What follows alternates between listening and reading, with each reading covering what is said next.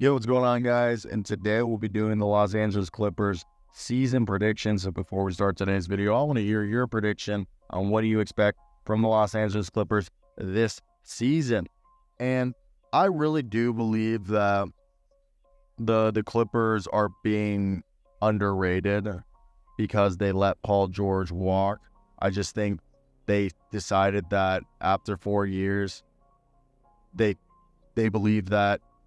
I mean, regardless if they have chosen Paul over Kawhi, I think they realize it's worth, with the new cap rules, paying one guy and then using that extra money to bring in a bunch of players like they did this offseason to improve their depth, which I think to win championships, depth is the most important thing. So I predict that they'll surprise people for how good, or like how much better they are without Paul George, is like how they're able to maintain or without Paul George. Now, let me hear your thoughts down below. Let me hear your prediction. Like, comment, subscribe, and go check out my work at USA Today's Sports, hoopshype.com for more basketball coverage. So, what do we got? So they're projecting, listen how rude this is, the Clippers to win 40.5 games, which is projecting them to win 41 games, whether you round up or down at that point. And if they won 41 games, you know what that would mean in a loaded Western Conference? They would be the 11th seed. They would be tied with the Rockets.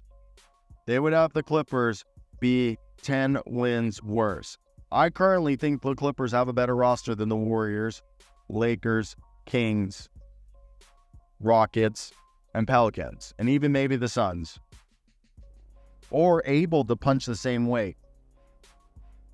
And I feel like some people are going to be like, that's just not even true. I'm sorry. I know Kawhi, obviously, with the knee, it doesn't help. I think Kawhi's going to be fine. I think they're going to load manage Kawhi. And part of the reason why they spend all this money getting all these other players is like, they basically are with Kawhi where like, hey, Kawhi, we're just going to load manage you. Like, sure, you'll play, but like maybe in the regular season for the first, let's say if you do play 64 games, for the first 40 games or 50 games, we're just going to run you like 25 minutes a night. And then as we get closer to the playoffs, just ramp that up. And in the interim, we're going to play James Harden basketball. I think that's something people don't realize. I think we're going to play James Harden basketball in the interim, have James Harden run the offense, and which people don't realize James Harden's one of the greatest creators of all time, not just for himself, but for his teammates. So by having the ability to have James Harden in the interim tell Kawhi, hey, Kawhi, just be ready for the playoffs. I'll be the offensive cog. And I think if you look, starting lineup will probably be Zubac, Derrick Jones, because I think Derrick Jones gives them the versatility, athleticism. If Derrick Jones doesn't start, it's Nick Batum at power forward, then Kawhi Leonard. And I think Kawhi's main backup is going to be a combination Derrick Jones, Nick Batum, probably, as well as either Kobe Brown or Terrence Mann as Kawhi's backups, just like how they'll feed those minutes. And then at shooting guard, I think they'll run Terrence Mann just because they like his Swiss Army knife, as I'd assume that they'd want Norman Powell to remain sixth man, which, unless they believe Norman Powell, which this is another reason why I think Terrence Mann comes off the bench, and I think the starting lineup really could be James Harden, Norman Powell, Kawhi Leonard, Nick Batum, Zubac. Then you run off the bench Kevin Porter Jr. and Kevin Porter Jr. basically is your sixth man. Maybe if Kevin Porter Jr. and Bones Highland basically do get out and fight to see who is the sixth man, but one of those guys are the sixth man. And behind that, you have Chris Dunn, who's like arguably one of the best top 5 defensive point guards, who's perfect to help out whenever they need, James to play shooting guard, and Chris Dunn runs the offense. Same thing with Bones. He can help run the offense. And this way you have Norman Powell start and give you more firepower. And you have, again, guys who, when James Harden comes off the floor and Kevin Porter and Norman Powell, or Kevin Porter and Bones Highland, or Bones Highland and Norman Powell, or Bones Highland and Kevin Porter can run the guard positions whenever Harden sits, or both Harden and Kawhi sit. And then you have Kobe Brown, who I think is going to help Nick Batum and Derek Jones be kind of the forward rotations alongside and behind Kawhi, while the center, obviously, Zubats. I think Mo Bamba is perfect because, yeah, people are going to be like, well, Mo Bamba hasn't done anything since Orlando. I think he hasn't been in good roles, and on a team like the Clippers, Mo Bamba's 3-and-D ability will help space the floor, especially when they go with either more guards or more wings, as that's what they like to do. They still have PJ Tucker and Bones Highland are expected to be shopped around. We'll talk that. I think they will be traded. That's the package. Bones Highland, PJ Tucker. Somebody buys out PJ Tucker. That's the deal.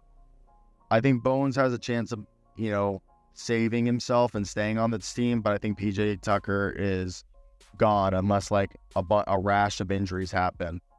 Then outside of that, Kobe Brown could be a guy who, could surprise people. Same thing with Jordan Miller. I really like him. Kai Jones, I think he'll make the roster. He's just a guy that it's worth it. They have Nate Darling and Ray J. Dennis, who I think are just going to be their G League guys. Elijah Harkless is going to be on a two-way unless Aldontis Williams ends up, showing stuff. But Cam Christie, I don't expect to play much. And Amir Coffey, I think he can be good. It depends if his shot's falling or not for Amir. Has always been the biggest thing. So we're waiting on that. Now, like I said, Bones and PJ Tucker put together, actually now the two contracts is about $15 million that they could trade for. And I would assume that they would try to save money if they were trading. I think one guy is PJ Tucker and Bones Highland for Vasilija Micic, if they feel like they need a true point guard, like a passing guy. Because Chris Dunn's a good passer, but Vasi could come out, and I think Vasi's a guy who's going to average 8 and 8 and shoot 45% from the field and 36 from 3 and be decent. But that's the type, and then you send $15 million out and Vasi's only 7. Maybe you get Nick Richards in that deal and you're still saving money. Another guy is a Kelly Olynyk that they could go after, that if they're interested in. PJ Tucker, Bones, send that out for Kelly Olynyk, who he's a great front court player for them, who could be a spot starter or a microwave off the bench. Outside of that, I think it would be a wing. Max Strus would be somebody, but I doubt Max Strus is going to be available for trade. So I think it is trying to find a microwave wing who can come in and really provide some shooting for them, which I think they would appreciate. And I think if it's not Kelly Olynyk, Chris Boucher is somebody that I think people should be interested in. Maybe a Kevin Huerter if they're really trying to dump him. But besides that, that's it for me. I hope you guys did enjoy.